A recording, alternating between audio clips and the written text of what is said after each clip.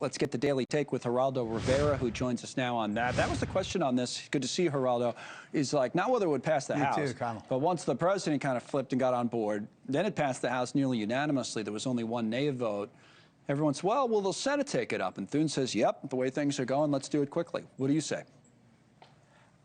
I think a real American hero is Marjorie Taylor Greene. I think it is because of her efforts and the other Republican rebels that the logjam was broken, and suddenly we get, this clear path to the revelation everybody's been waiting for these many weeks and months, even years, some would argue.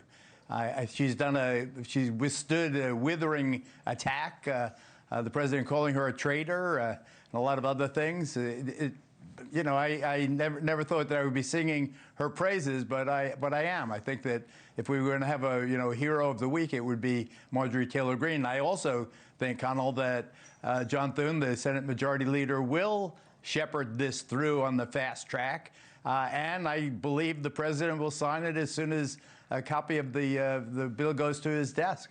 Then how much will we actually see? And, we don't even know what's in these files, but how much will we see? I ask that because, as you know, the president has ordered the Southern District of New York, or the Justice Department, has passed it along to the Southern District of New York to look into, the likes of Bill Clinton and Larry Summers and these people that he says should get more attention than him in all of this. So if they have an active investigation going, I think some people are asking, will that impede the files from being, fully released, even if it does pass through the Congress and the president signs it?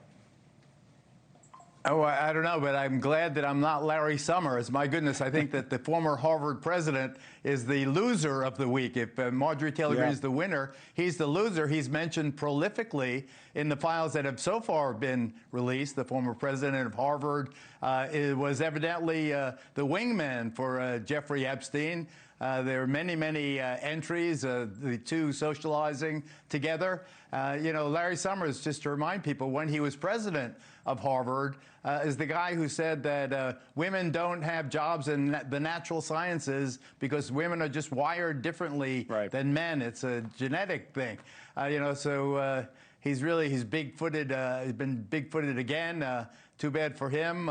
In terms of what the files will say when ultimately they come out, I don't know. I just want to repeat what I said a couple of days ago. So far, everything I have seen, there's nothing actionable about President Trump's conduct. Right. So what took him so long? Some would even suggest to get to where, to get to this point? What took Trump so long?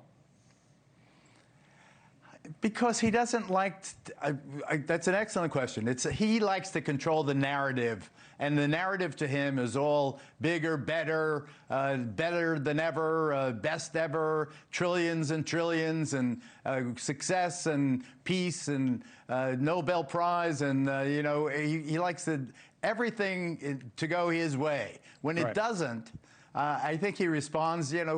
We call him thin-skinned, but I think that doesn't begin to really define the guy that just cannot abide negative commenting, Connell. On another issue, what did you make of his whole, this warm welcome, to put it mildly, for the Saudi Crown Prince today, MBS? I mean, first time since the killing of Jamal Khashoggi, the Washington Post columnist, that this guy's been back at the White House. And Trump got worked up. He was asked by Mary Bruce of ABC News, what I thought were some, fair questions about all of that. And MBS was asked about 9/11 families. But Trump wasn't happy about that. And here's what he said in defending MBS when they asked him about the killing of Khashoggi, which, by the way, our own intelligence says was most likely ordered by Mohammed bin Salman. So this was earlier today. Take a listen.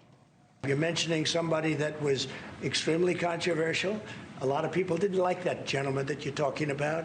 Whether you like him or didn't like him, things happen. But he knew nothing about it, and we can leave it at that. You don't have to embarrass our guest by asking a question like that. All right, things happen. He didn't know anything about it, and some people didn't like the guy. What do you make of that? A lot of people didn't like that. Yeah.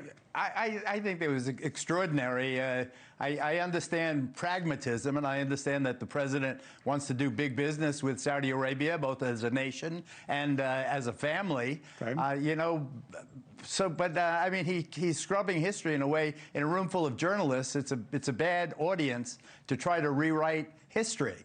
I also want to say I sung the praises of Marjorie Taylor Greene. Mary Bruce withstood withering criticism today from the president. I swear to God that if she was my wife and he was not the president, I would challenge him to a duel.